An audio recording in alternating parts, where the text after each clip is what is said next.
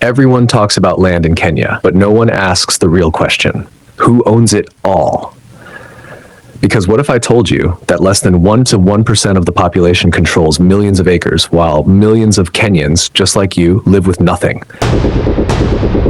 What if the same names keep appearing? What if the system is designed to keep you landless forever?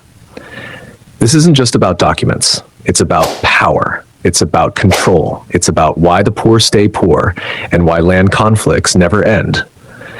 Stay with me, because by the end of this video, you'll see exactly who owns Kenya, how they got it, and why it matters more than ever.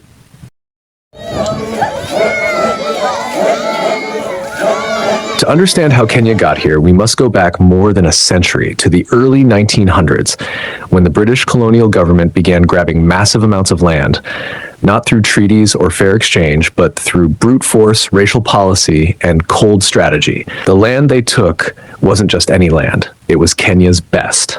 They carved out what they called the White Highlands, millions of acres of lush, fertile territory in the Rift Valley in central Kenya, then declared it a European-only zone, kicking out entire communities who had lived there for generations. And those communities? They were forced into dry, overcrowded reserves, separated from their ancestral homes, their rivers, their livelihoods, and their dignity. When independence came in 1963, Kenyans were hopeful. They believed land would finally be returned to the rightful owners and that justice would come for decades of suffering. But that didn't happen. Instead, power shifted from the colonizers to the political class. The very people who promised land reform used their new positions to acquire more land for themselves through government allocations, backdoor deals, and outright grabbing of public resources meant for all. What followed was decades of large-scale land grabbing. Between the 1970s and early 2000s, forests, schools, roadsides, wetlands, even cemeteries were stolen. Land meant for hospitals and national parks disappeared. Whole neighborhoods were built on stolen land, and to this day, no one has been held accountable. So who owns Kenya? Let's name names. Let's speak facts. The Kenyatta family, Kenya's first family, is estimated to own over 500,000 acres across various counties. The Moi family, same story. Land in Baringo, Nakuru, Nairobi, and elsewhere, tens of thousands of acres tied to a single family name. And it doesn't end with Kenyan elites. Foreign investors, especially in Laikipia and northern Kenya, own ranches bigger than entire towns, all while local herders and pastoralists are forced to fight over grazing land that once belonged to their ancestors. Now look around. While a few enjoy hundreds of thousands of acres, millions of Kenyans live in slums, on tiny inherited plots, or as squatters on unregistered land. In Kibera, Mukuru, Mathare, and rural Turkana, Narok, and Kajiado, entire communities survive on land they don't legally own and could lose at any moment. And here's the tragedy. Only 30% of Kenya's land is formally registered. That means 70% of the country is unregistered, making it vulnerable to fraud, double allocation, political interference, and eviction without warning. Maybe that's why you've heard of someone who bought land twice.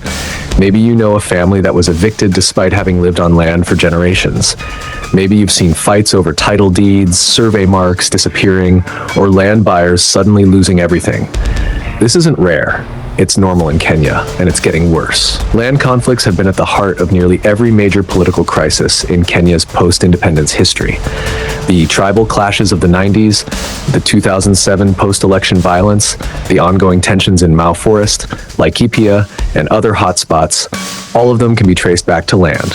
Who owns it, who took it, and who was left out. Politicians use land to divide and control communities, not to solve problems, but to deepen them. And let's be clear, this isn't just about land. This is about wealth. This is about power. This is about who eats and who starves.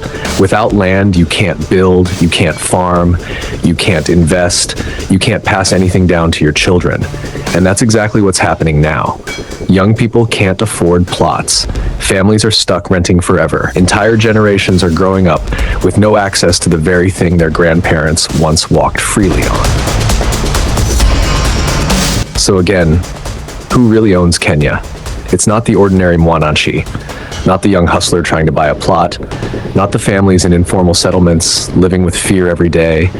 It's the few, the politically connected, the untouchable, the elite. And unless that changes, unless land is made accessible, protected, and fairly distributed, Kenya will continue to be a land of the landless, where the majority live in scarcity while the minority hold vast wealth they'll never even need. Because in Kenya, land is not just earth, it is identity, it is economy, it is destiny. And right now, that destiny is in the hands of the few. If this video gave you a new perspective, hit that subscribe button, turn on notifications, and join us as we uncover more truths they don't want you to know. Because awareness is the first step to change.